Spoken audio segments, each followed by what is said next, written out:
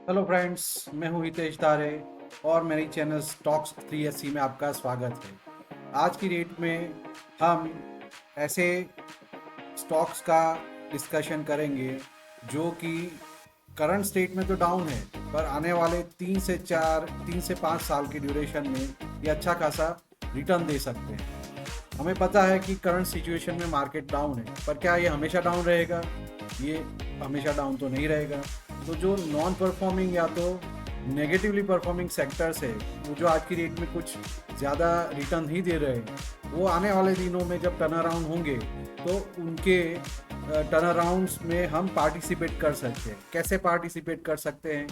जब कोई सेक्टर बढ़ता है तो उसमें उसके लीडर्स उसको आगे लेके जाते हैं, तो हम ऐसे लीडर्स को चूज करेंगे जो जो हमारे पोर्टफोलियो में रहेंगे। तो अगर कोई एक सेक्टर परफॉर्म नहीं करता है तो दूसरे सेक्टर से हमें गेन मिल जाएगा। तो इस तरह से हम मिड टर्म अगर पोर्टफोलियो बनाना चाहेंगे तो कौन से ऐसे सेक्टर्स और उनमें से कौन से लीडर्स है जिसको हमें चूज करना चाहिए, आइए देखते हैं इस वीडियो में।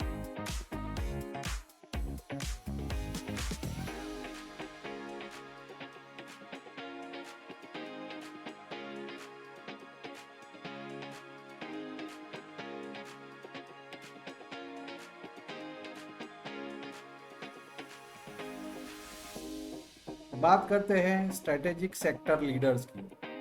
तो हम इंडियन मार्केट में ऐसे 7 स्टॉक सिलेक्ट करेंगे जो हमारे आने वाले 3 से 5 साल के पोर्टफोलियो के लिए अच्छा स्ट्रॉन्ग बेस क्रिएट कर सकता है।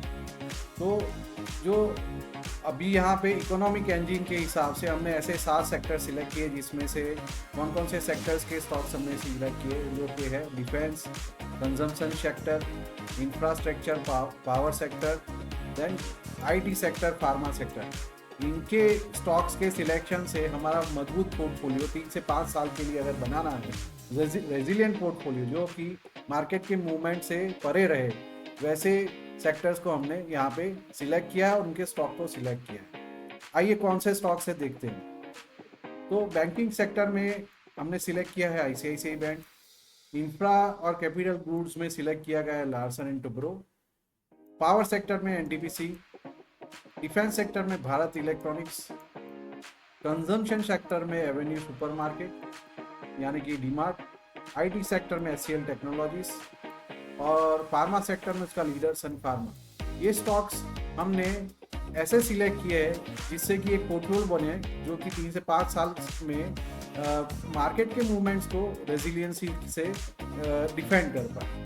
तो ये जो पिलर है, किसी भी इकोनॉमी के 3 पिलर होते हैं, बैंकिंग, इंफ्रास्ट्रक्चर और पावर। ये फाउंडेशन वाले 3 स्टॉक्स हमने रिलेटिव सेक्टर से सिलेक्ट किए। दूसरे होते हैं उनके एक्सेलरेटर्स या तो जो हाई ग्रोथ ट्रेजेक्टरी वाले स्टॉक्स होते हैं, वो हमने एक डिफेंस सेक्टर और कंजम्पशन सेक्टर से सिलेक्ट किया। और तीसरे है जो कि मार्केट रेजिलियंट स्टॉक्स है, या तो जिस पे मार्केट का असर कम होता है। ऑब्वियसली अगर मार्केट डाउन है तो most of the time IT sector चलता है, बट क्योंकि अभी करंट स्टेट में आईटी में because of global term down यहाँ पे हमें गिरावट दिख रही है, तो यही मौका है ऐसे सेक्टर में से अच्छे से स्टॉक्स को सिलेक्ट करने का। तो IT sector is one of the sectors for the from the defendant perspective.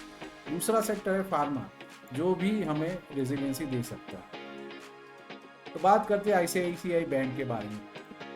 इस बैंक का करंट वैल्यूएशन मार्केट टॉप से -18% के आसपास है। करंट मार्केट प्राइस 1233 है। उसका रिस्क लेवल है मीडियम टू लो।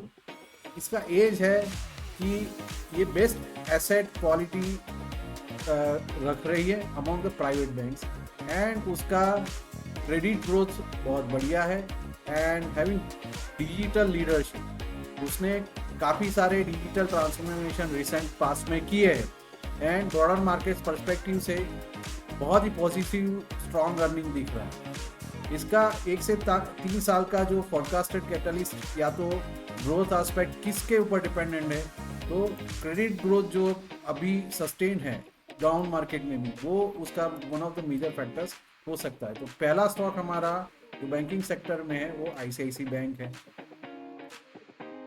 दूसरा स्टॉक है हमारा कंस्ट्रक्शन या कैपिटल गुड और इंफ्रास्ट्रक्चर के डोमेन से, जिसका नाम है Larsen and Toubro LNT। Current market price उसका 3564 है, जो कि ऑलमोस्ट 20% डाउन है टॉप से। डाउन होने का रीज़न ऑब्वियसली रियल्टी और कंस्ट्रक्शन सेक्टर अभी डाउन चल रहा है। उसका बेनिफिट हमें इसमें लार्सन एंड टुब्रो में दिख सकता है। क्यों दिख सकता है? उसकी ऑर्डर बुक अच्छा खासा एक्यूमुलेट करेगी। तो जब कभी ग्रोथ ट्रेजेक्ट्री में स्टॉक जाएगा तो ये बहुत ही अच्छा परफॉर्म करेगा। तो गवर्नमेंट और प्राइवेट इंफ्रास्ट्रक्चर में इसका बहुत अच्छा फुटप्रिंट है। अगर ये अपने ऑर्डर बुक को जल्दी से डिलीवर करता है तो इसकी प्रॉफिटेबिलिटी बहुत अच्छी रहेगी। तो आने वाले दिनों में ये हमें अपने पोर्टफोलियो में इंक्लूड करना चाहिए। तीसरा स्टॉक है जो कि पावर सेक्टर है जो कि NTPC है। NTPC का रिलेटिव रिस्क प्रोफाइल लो है। जो उसका करंट मार्केट प्राइस 388 है, जो कि अभी टॉप से या तो उसके ऑल टाइम हाई से 12% दूर है। NTPC में गवर्नमेंट सपोर्ट के साथ काफ़ी सारे जो अग्रेसिव रिन्यूएबल कैपेबिलिटीज एनहांसमेंट में लाई है, जिसमें मेजरली सोलर इक्विपमेंट्स इन्होंने कल्टीवेट किए हैं, जो कि आने वाले दिनों में अच्छा खासा डिलीवरी देंगे। तो ये क्रूशियल सेक्टर है एज ए पावर सेक्टर, क्योंकि पावर हर एक इंफ्रास्ट्रक्चर, हर एक कंट्री का बैकबोन रहता है। तो ये सेक्टर में से इंफ्रास्ट्रक्चर और पावर सेक्टर में, एनर्जी सेक्टर में सबसे अच्छा स्टॉक, तो ये भी हमारे पोर्टफोलियो में होना चाहिए। चौथा सेक्टर है डिफेंस सेक्टर। ये ग्रोथ ट्रेजेक्ट्री का सेक्टर है। करंट मार्केट प्राइस उसका 404 है और वो करंट डाउन जोन में अभी 14-15% से डाउन है अपने टॉप से। इसका एज क्या है relative to the remaining stocks, जिसमें डोमेस्टिक डिफेंस ऑर्डर्स उसके हाथ में है और एक्सपांशन अभी इन प्रोग्रेस है। तो अगर ये सेम केस लाइक LNT में जैसे ऑर्डर बुक अच्छा खासा उन्होंने ग्रैब किया था, तो उसमें गवर्नमेंट ने अग्रेसिव पुश किया है on the defence manufacturing scenario.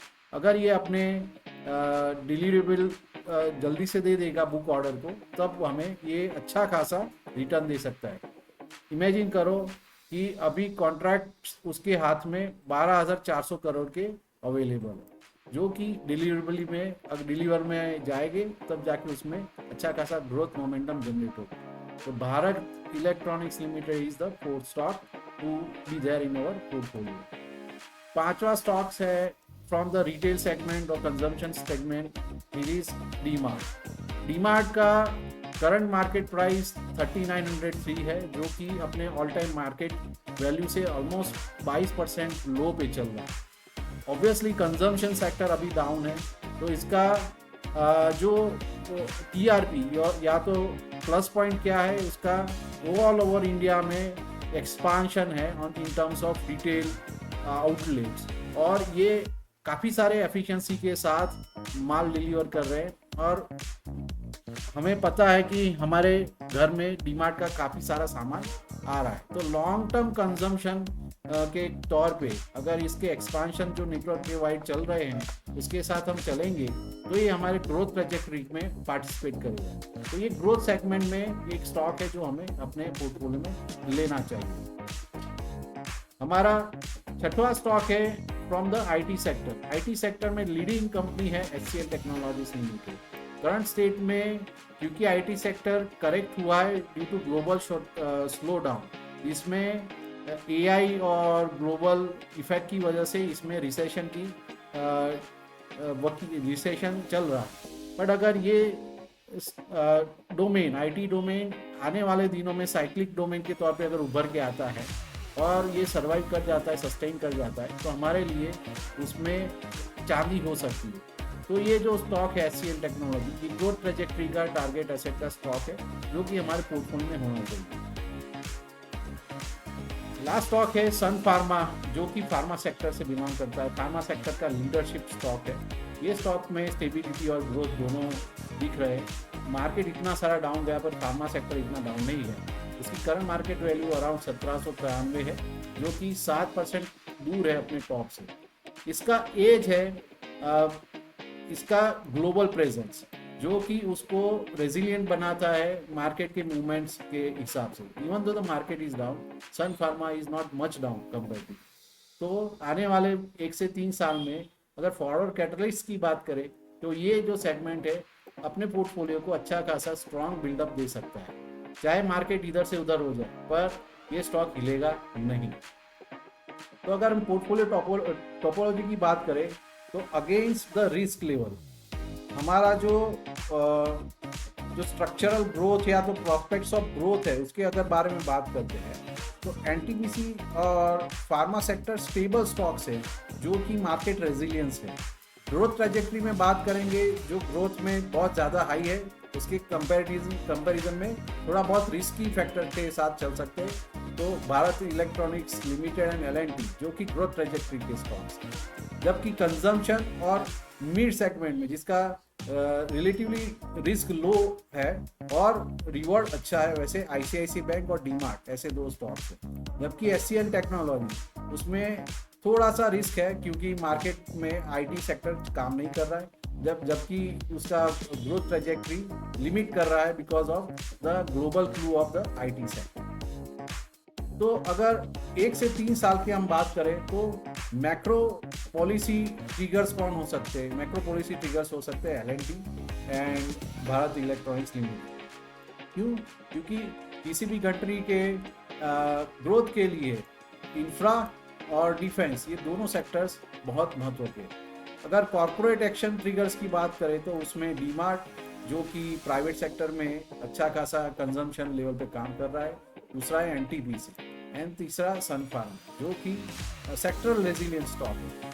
और ग्लोबल ट्रिगर की बात करें जिसमें हम देख रहे हैं कि आईसीआईसीआई बैंक और एचसीएल टेक्नोलॉजी ये जो स्टॉक्स है वो हमारे पोर्टफोलियो में अगर रखते हैं तो हमारा 3 से 5 साल का अगर पोर्टफोलियो इस तरह से तैयार करेंगे तो हमें रेजिलियंसी के थ्रू हमारा पोर्टफोलियो ग्रोथ करने का मौका मिल सकता है। तो जो 7 हमने स्टॉक सिलेक्ट किए हैं वो ब्लूप्रिंट तैयार करते हैं फॉर आने वाले 3 साल के लिए। अगर किसी को पोर्टफोलियो अभी तैयार करना है मिड टर्म के लिए तो कौन से स्टॉक्स अभी लेने चाहिए जबकि मार्केट डाउन है, तो ये 7 स्टॉक्स के ऊपर हमें ध्यान देना चाहिए। कौन से 7 स्टॉक है?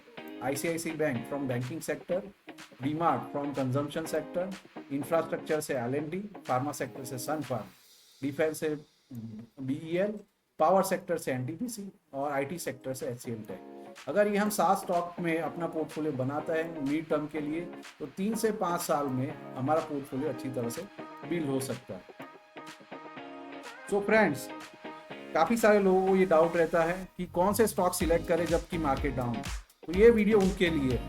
अगर आपको मेरा ये वीडियो पसंद आया हो तो प्लीज़ प्रेस लाइक बटन और अपने फ्रेंड के साथ ये वीडियो ज़रूर शेयर करें and subscribe to my channel. Thank you for watching.